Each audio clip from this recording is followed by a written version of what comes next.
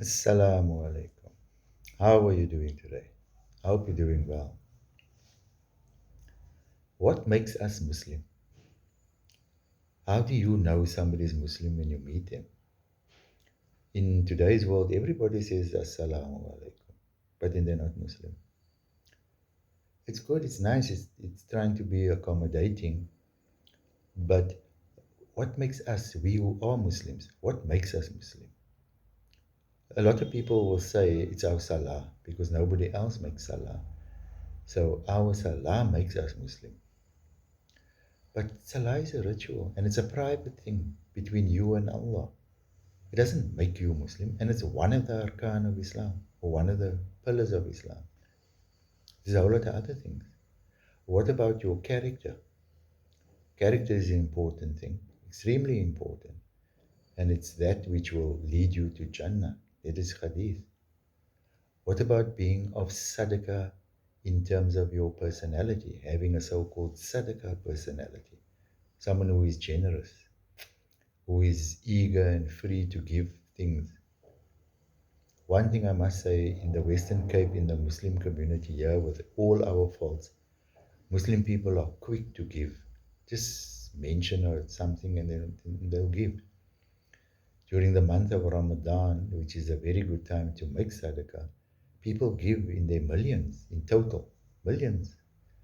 There are a number of organizations which collect sadaqah and zakah, and they can give away millions during Ramadan when people need a lot of money, and even throughout the year as well. So, sadaqah and being generous is what makes us Muslim.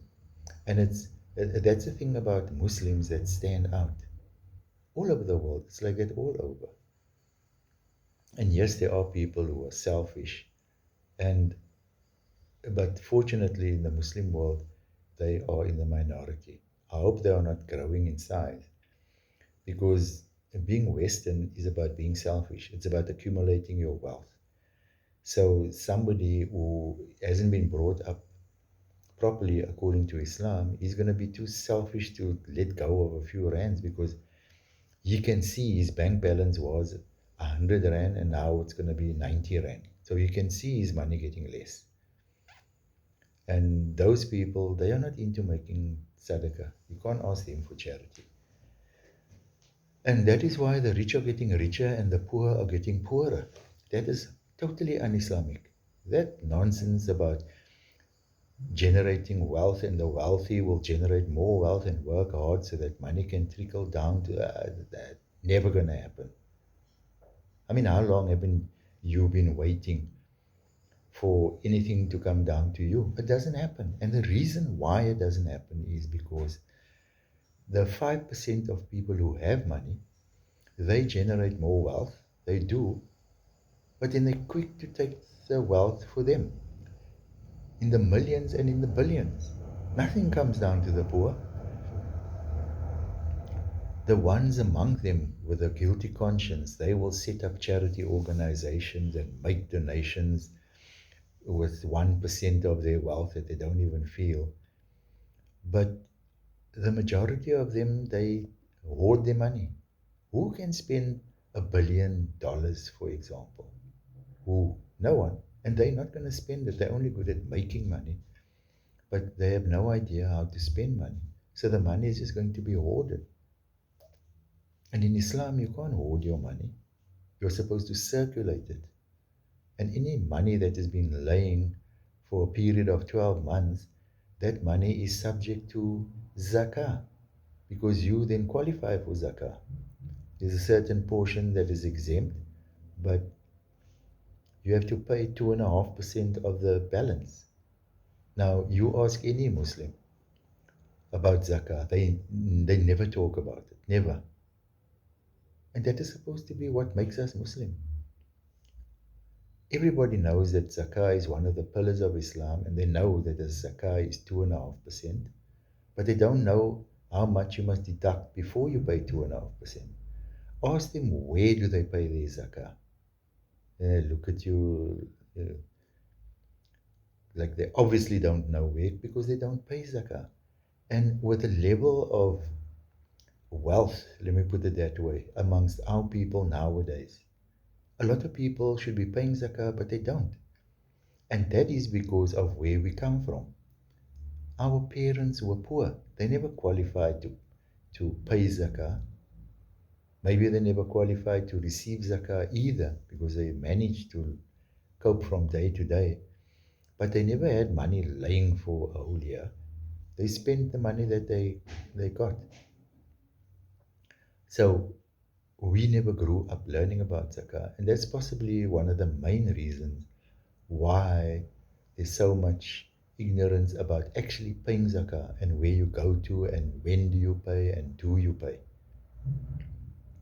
So, did you know that when your money is lying for 12 months, then automatically 2.5% of it, let's leave the exempt amount out, it's a tiny amount, but automatically your zakah portion isn't yours. So you busy living with somebody else's money. So why is everybody so about zakah, zakah, zakah? I mean, salah, salah, salah, because it's free. Salah is nobody else's business. It's only yours. It's between you and Allah. So whether you make your salah or you don't make your salah, you're going to be punished.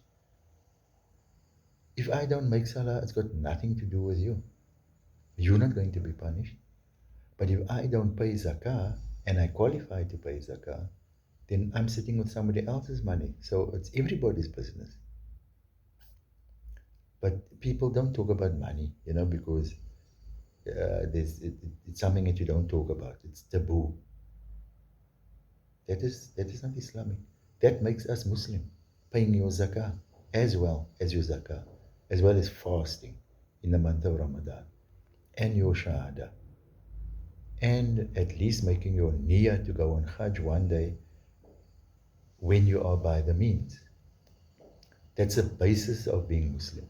And then other things come in like sadaqah and your character and helping people and being a asset, having something that you can do in your community.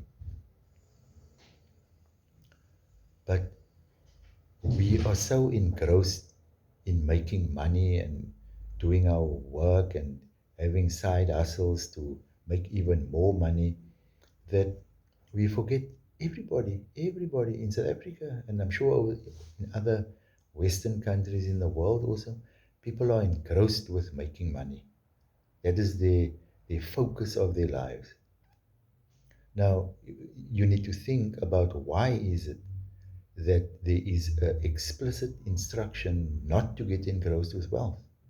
The marketplace, or the place where buying and selling happens, is a place that is frowned on. It's not banned, and it's not, I mean, obviously it can't be banned, but it's frowned on. And why is it frowned on? Because it diverts people's attention from the real purpose of life, which is to worship Allah subhanahu wa ta'ala.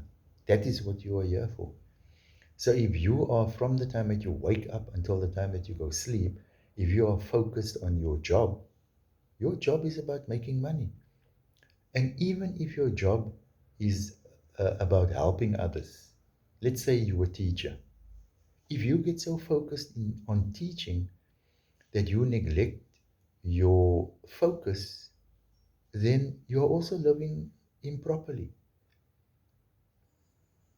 Because that means that you forget about your Creator for the entire day, from the time you awake until the time you go and sleep.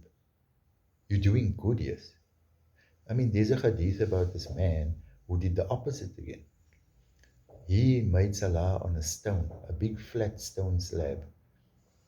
And somebody came to the Nabi one day and he said that there's this man who makes salah most of the day, and the stone is actually worn out where his hands and knees and his feet and his head goes. So the Nabi asked him to bring this man to him. And when the man came to him, he asked the man, "Are you married?" And he said, "Yes." "And you have children?" He said, "Yes." So the Nabi said, "Your number one priority is your family, your wife and your children."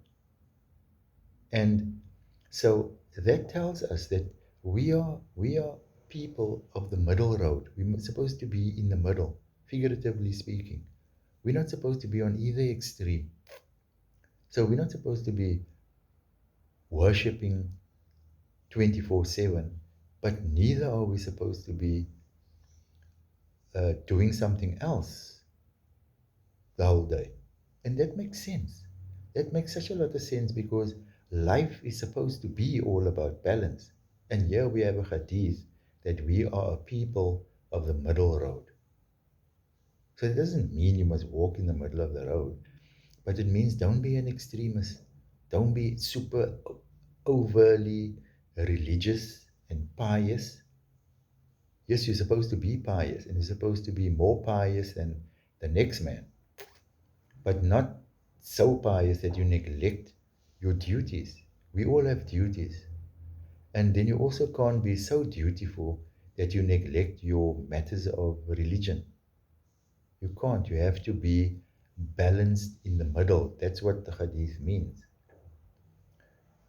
And if we all do that, if we all move more towards the middle, and if we all spend more time learning more about our deen, so that we can be more balanced and be more fulfilled and be more relaxed and be more at ease, be more at peace, submit to the will of Allah. That is what Islam means. Submission. That's what it means. It means peace too, but it actually means submission. When you become Muslim, you submit to the will of Allah. So you admit that things happen because of what your Creator decides, not what you decide.